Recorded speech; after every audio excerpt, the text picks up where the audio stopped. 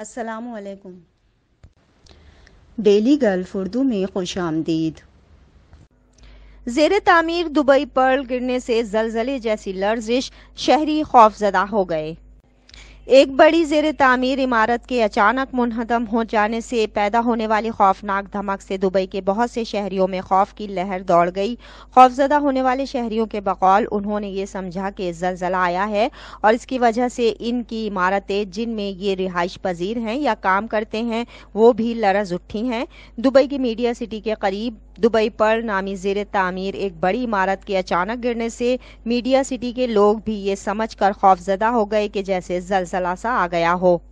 Media city سے ایک Twitter صارف پوجا شرما نے اپنا یہ خوف ٹویٹر پر شیئر کرتے ہوئے دوسرے لوگوں سے کہا، مجھے بتائیے کیا میں اکیلی ہوں جس نے دبئی میں ایک بڑا زلزلہ محسوس کیا؟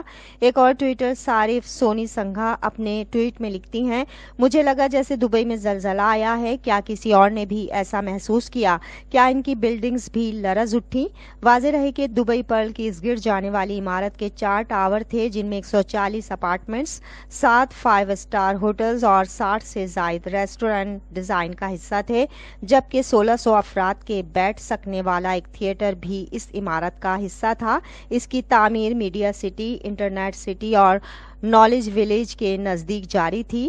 عمارت کی گرنے کی خبر جلد ہی پورے دبئی میں جنگل کی آگ کی طرح پھیل گئی، جس سے لوگوں کو اطمینان ہو گیا کہ یہ کوئی خوفناک اور تباہ کن زلزلہ نہیں تھا، صرف دبئی پرل کا انہدام ہوا ہے۔